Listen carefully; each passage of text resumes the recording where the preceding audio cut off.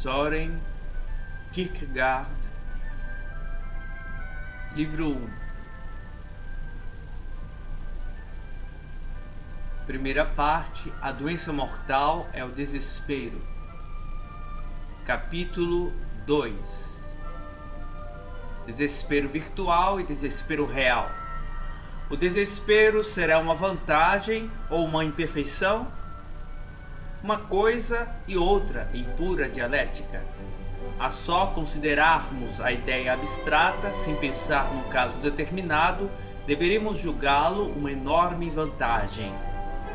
Sofrer um mal destes coloca-nos acima do animal, progresso que nos distingue muito mais do que o caminhar de pé, sinal da nossa verticalidade infinita ou da nossa espiritualidade sublime. A superioridade do homem sobre o animal está, pois, em ser suscetível de desesperar. A do cristão sobre o homem natural, em sê-lo com consciência, assim como a sua beatitude está em poder curar-se. Assim, há uma infinita vantagem em poder desesperar, e, contudo, o desespero não só é a pior das misérias, como a nossa perdição. Habitualmente, a relação do possível com o real apresenta-se de outro modo, porque, se é uma vantagem, por exemplo, poder-se ser o que se deseja, maior ainda é sê-lo, isto é, a passagem do possível ao real é um progresso, uma ascensão. Com o desespero, pelo contrário, há uma queda do virtual ao real, e a margem infinita do virtual sobre o real dá a medida da queda. Não desesperar é, pois, elevar-se.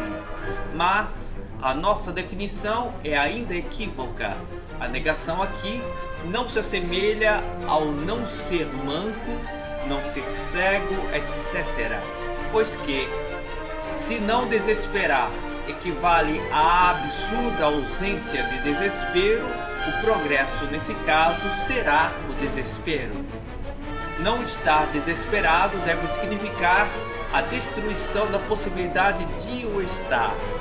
Para que um homem não esteja verdadeiramente, é preciso que a cada instante aniquile em si a sua possibilidade. Habitualmente, é outra relação do virtual com o real. É verdade os filósofos dizerem que o real é o virtual destruído, sem grande exatidão, contudo, pois que é o virtual plenamente realizado, o virtual agindo. Aqui, pelo contrário, o real não está desesperado, por consequência, uma negação é o virtual impotente e destruído. Ordinariamente, o real confirma o possível, aqui nega-o. O desespero é a discordância interna de uma síntese cuja relação diz respeito a si própria. Mas a síntese não é a discordância, é apenas a sua possibilidade, ou então implica-a.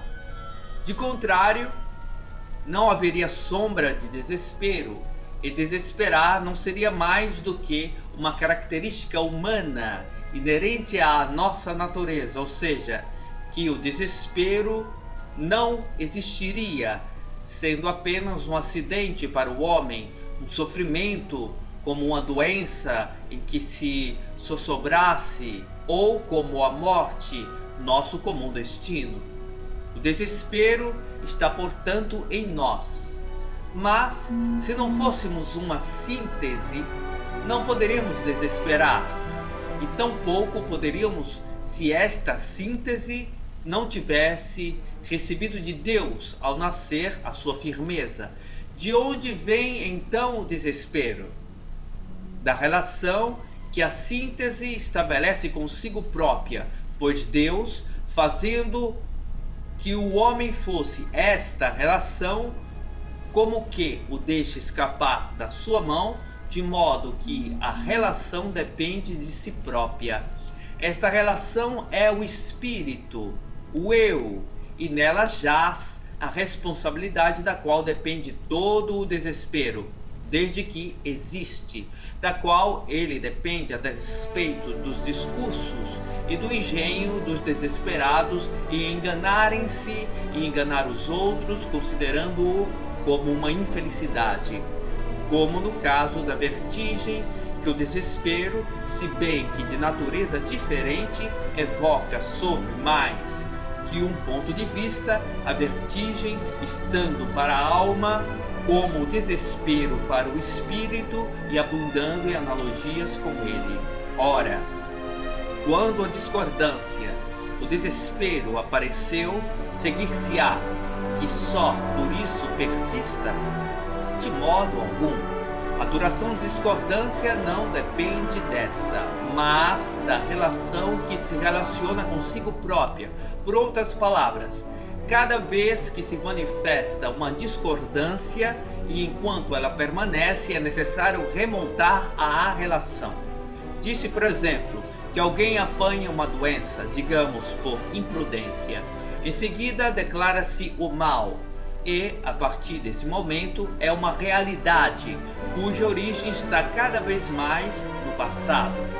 Seria cruel e um monstro quem continuamente censurasse o doente por estar a apanhar a doença, como a fim de dissolver a cada momento a realidade do mal na sua possibilidade.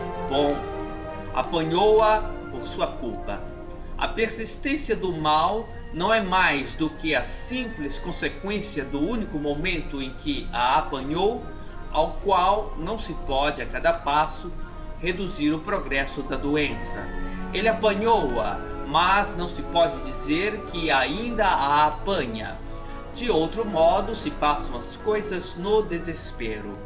Cada um dos seus instantes reais é redutível à sua possibilidade.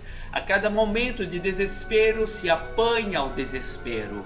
O presente constantemente se desvanece em passado real.